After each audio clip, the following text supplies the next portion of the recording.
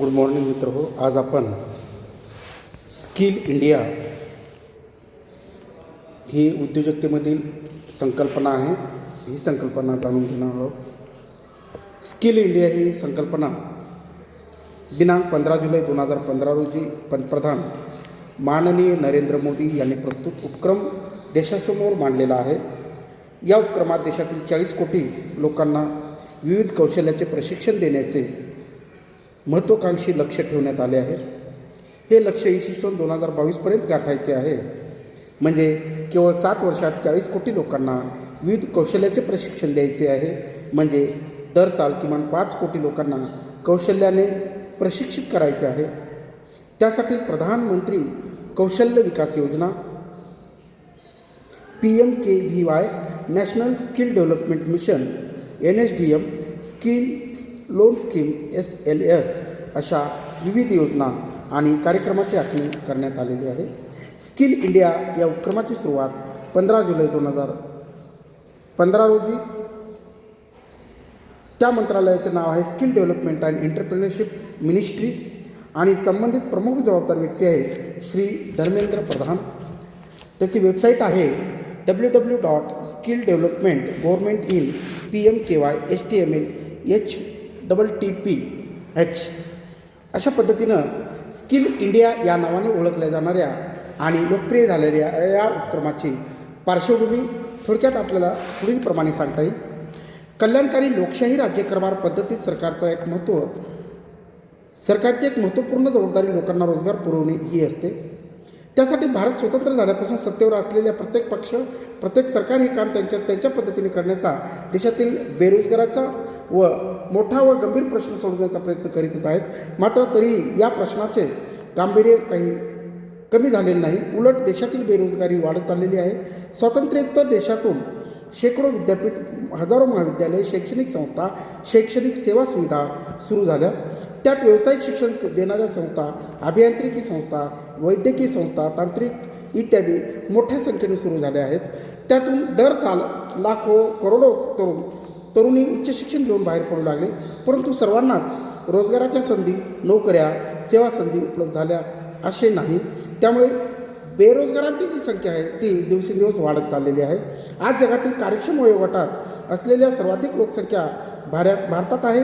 जगाच्या पाठीवर अन्य देश आणि विशेषतः प्रगत देशे वरचेवर म्हातारे होत चाललेले आहेत. एखादा देश म्हातारा होतो म्हणजे काय होतो? त्या देशाचे वय वाढते, तो जुना होतो असे होते का? नाही. देश म्हातारा होतो म्हणजे देशाच्या एकूण लोकसंख्येत वृद्ध वयोगटातील प्रजेची संख्या सर्वाधिक असते. आर्थिक विकास, प्रगती आणि त्या देशातील लोकसंख्येतील विविध वयोगटातील प्रजेची संख्या यांचा काही एक थेट संबंध असतो. म्हणून विविध गटातील प्रजेचे प्रमाण कमी म्हणजे लोकांचे प्रमाण कमी असावे, काय असावे याबाबत लोकसंख्याशास्त्राचे काही आखाडे असतात. त्यानुसार आज बहुतांश प्रगत देशाच्या लोकसंख्येत वयोवृद्ध लोकसंख्येचे प्रमाण वाढलेले आढळते. तसे ते भारतीय लोकसंख्येच्या रचनेत आढळत नाही.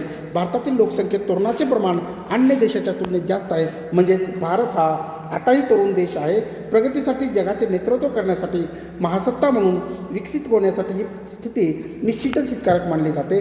याला लोकसंख्याशास्त्राच्या परिभाषेत डेमोग्राफिक डिव्हिडंड असे म्हणतात. भारताचे भूतपूर्व राष्ट्रपती, मिसाईल मॅन म्हणून जगभर ओळखले जाणारे शास्त्रज्ञ, तत्त्वज्ञ डॉक्टर APJ अब्दुल कलाम यांनी त्यांच्या भाषणातून, लेखनातून, चिंतनातून हा डेमोग्राफी डिव्हिडंडचा मुद्दा विस्ताराने चर्चिलेला आहे. भारत जगाचे नेतृत्व करू शकतो, महासत्ता बनवू शकतो असे भाकीते त्यांनी या डेमोग्राफी डिव्हिडंडच्या आधारे केलेले आहे. तर अन्य काही चिंतकांनी, अभ्यासकांनी हाच मुद्दा मांडताना भारताची बलस्थाने काय आहेत या प्रश्नाच्या उत्तरादाखल म्हटले की भारताची 2 ठळक बलस्थाने ती म्हणजे लँड अर्थात जमीन किंवा भूमी आणि हँड अर्थात हात किंवा तरुण. भूमी आणि मनुष्यबळ याची जी अनुकूलता भारतास लाभलेली आहे ती क्वचितच कोणत्या अन्य देशाला लाभलेली नाही किंवा नसेलच. भारतात त्यावेळी हेही आवर्जून लक्षात घेतले पाहिजे की या 2 बलस्थानाचा लँड आणि हँड, हात आणि जमीन उत्पादक वापर केला तरच त्या भारताचा विकास होईल, त्याचे महासत्ता होण्याच्या दिशेने वाटचाल होऊ शकते. दुर्दैवाने प्रत्यक्षात भूमी आणि जमीन त्यांचा अपेक्षित उत्पादक वापर करताना दिसत नाहीत. त्याची कारणे अनेक आहेत, परंतु डेमोग्राफिक डिव्हिडंड म्हणजे उपलब्ध बहुसंख्येने असलेल्या तरुणाचा देशास विधायक कामासाठी म्हणावा तसा उपयोग करून घेता येत नाही, अशी वास्तव स्थिती आहे. त्यामुळे तरुणांचे संख्याबळ मोठे असले तरी त्या सर्वांसाठी रोजगाराच्या कार्यकर्तृत्वाचा योगदान देण्याचा पुरेशा संधी नाहीत. त्यामुळे बेरोजगार असलेल्या तरुणातून अनेक आर्थिक सामाजिक गुंतागुंत निर्माण होते, नवीन प्रश्न निर्माण होत आहेत. ते सूत्ररूपाने पुढील तालुक्यात आपल्याला सांगता येतील. म्हणजेच बेरोजगारमुळे कोणकोणते प्रश्न निर्माण होतात. जर तुमच्या देशामध्ये बेरोजगारी असेल ते तुम्हाला कोणकोणते प्रश्न निर्माण करतात, त्यामध्ये आहे तरुणाईमध्ये नैराश्य किंवा नकारात्मक मनोवृत्ती निर्माण होते. तरुण गुन्हेगारीकडे वळतात. धर्म भाषा जातपात याचे झगडे वाढत असतात. सामाजिक सुरक्षितता धोक्यात येते. राजकीय पक्षाकडून तरुणाईचा दुरुपयोग होतो. देशप्रेम स्वार्थत्याग या भावना कमी होतात. अवैध मार्गाने झटपट श्रीमंत होण्याची वृत्ती वाढत असते. कल्पकता परिश्रम जिद्द इत्यादी लोप पावतात. देशाच्या सार्वजनिक मालमत्तेची हानी वाढत असते. देशाची आंतरराष्ट्रीय प्रतिमा मलिन होते.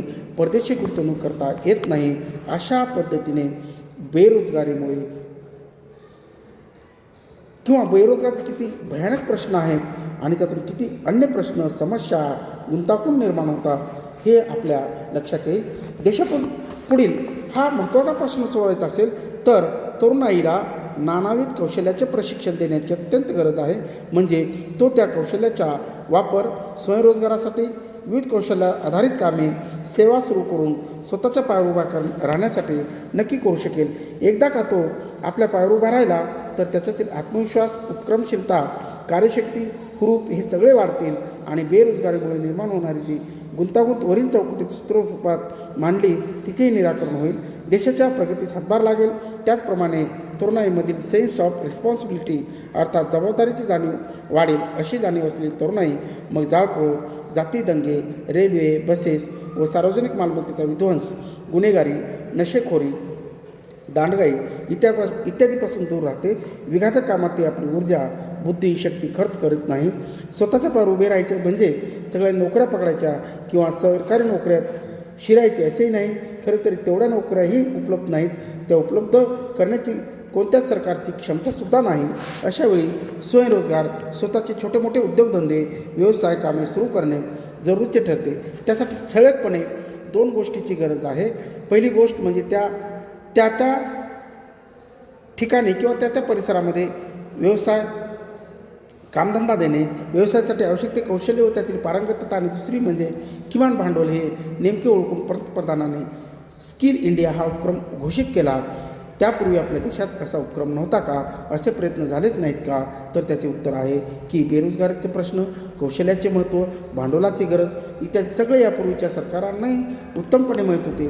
त्यांनाही याबाबत उपासना केल्या, विविध कार्यक्रम राबवले. त्यांची नावे शीर्षके वेगळी होती, परंतु उद्देश हा समानच होता. मग स्किल इंडिया उपक्रमाचे वेगळेपण काय आहे, तिचे खास वैशिष्ट्ये काय आहेत, ते आपण पुढील प्रमाणे सांगूया.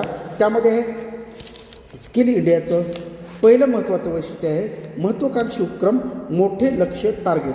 नंबर 2 आहे भरीव निधीची तरतूद. नंबर 3 आहे अधिक सखोल आणि समग्र विचार. नंबर 4 विविध कल्पक व उपयुक्त योजनांचा त्यात समावेश.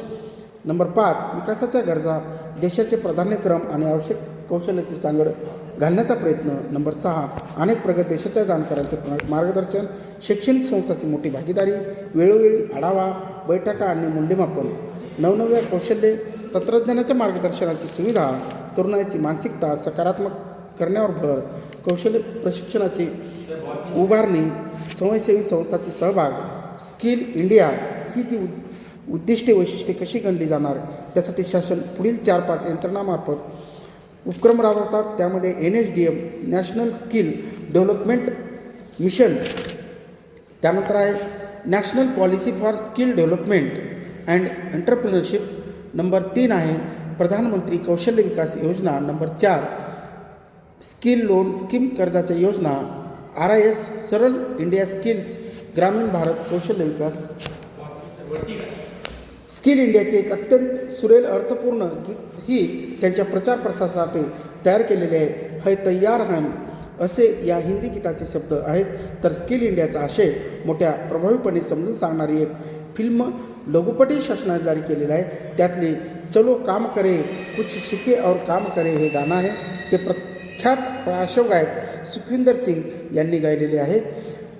तेही अनेक चॅनल्समधून वाजवले जाते. प्रजासत्ताक दिनाच्या लाल किल्ल्यासमोर परेडमध्ये स्किल इंडिया या विषयाचा एक देखणा व अर्थपूर्ण चित्ररथ जनतेसमोर संचलन करीत मिरवला जातो.